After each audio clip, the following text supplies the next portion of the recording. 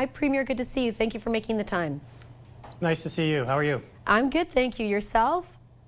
I'm not too bad. Glad to be back out of Washington. Yeah, let me ask you, start off by asking you about that trip, and more specifically, if you feel any further ahead, trying to understand where this is going after that trip. I'm not sure I feel further ahead. I think there was some constructive conversations that occurred throughout D.C. With all the premiers.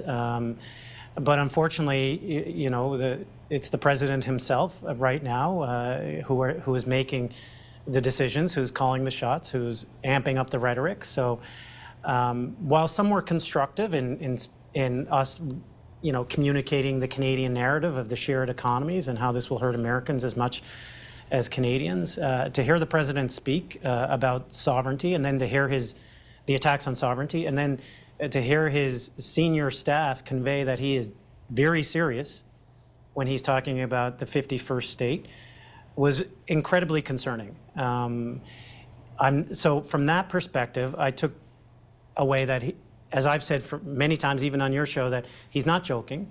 In fact, they said as much. They said people dismiss him as joking, and then it becomes a policy, and then it becomes a reality. So as Canadians, we need to realize that he is not joking, that he is definitively looking towards the 51st state being Canada. This is going to be a sustained attack on who we are as Canadians. And I think we need to make sure that we understand that, we reflect on that, and perhaps we adjust our strategy accordingly. And what does adjusting our strategy look like? Like how much, I guess, how much pain should we be prepared for? Well, it's going to sound strange for a Premier of Newfoundland and Labrador to agree with Prime Minister Harper, former Prime Minister Harper, but I certainly, the theme of his sentiment, I agree with. There can be no price that is too extreme to protect the sharp edges of the maple leaf. We cannot let the acuity of this situation, of this economic attack on Canada, erode the maple leaf, erode who we are, erode our national values, our identity, our unity. We just can't let it happen. And so that is going to come with significant resolve. It's going to need Canadians to come together, as they have, to stand united, not in the short term, but I would argue even into the medium and long term.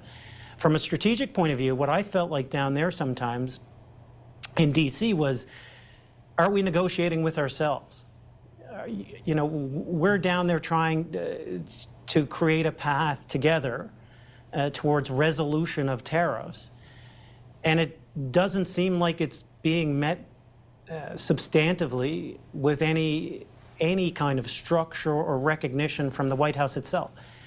And so absent that, I wonder if we're just negotiating with ourselves and swinging at the air. And if that's the case, then we need to regroup as premiers and as federal ministers and the Prime Minister, and try to understand perhaps what may be a better strategy.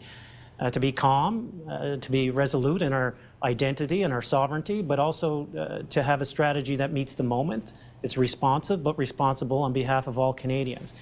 But screaming about potential concessions or how we want to work together, I'm not sure it's penetrating. Do you think it was the right decision to take that meeting at the White House with someone who, you know, while senior in staffers, was still just a staffer? I mean, I think it did project a certain image to a lot of Canadians who hold premiers and the office in a certain esteem, and then all of a sudden, you know, see coming out of that a corrective tweet from this gentleman who's then, you know, doubling down on the issue of sovereignty again. He can double down, triple down, it doesn't matter. I mean, even in that meeting, I raised the fact that we are a strong, independent, sovereign country, and that is not on the table. Comparing us to Greenland or Panama or anything else, we are Canada, we're strong, we're united, not on the table, not going to happen ever.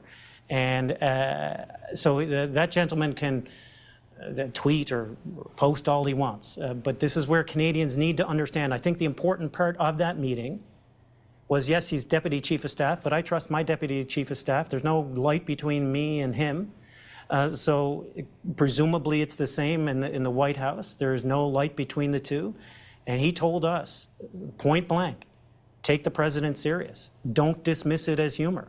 Take him serious. He means what he says, and he says what he means. And anyone who doesn't recognize that in the president does so at their own peril. That is a chilling comment coming from the President of the United States, the leader of our closest ally, our biggest trading partner. But there you have it. To ignore it or to ostrich on it would be fundamentally wrong in trying to protect Canadians. I have time for just one question, and I wanted to ask, based on those interactions, and I think it will help Canadians sort of understand what informs our strategy going forward, is it a desire to, you know, take advantage of our resources? Is it like, do you have any clue as to what's motivating the issue of annexing Canada? I would, look, I didn't do enough psychiatry in medical school to pretend to understand what motivates the President of the United States at this particular moment. He's clearly an erratic actor. I do think he believes that there is a trade discrepancy between Canada and the United States. I think he believes that tariffs are a revenue generator for the United States. I'm not sure why. They've tried this in the past, in the late 20s, and it didn't work. It caused the Great Depression to even become worse. So I would never pretend to understand what motivates the President of the United States. All I would say is that as Canadians, we need to stand firm, to stand strong, and to meet this historic moment. Premier, I'll leave it on that note. I appreciate you making the time as always. Thank you. Thanks very much. I hope you're feeling better.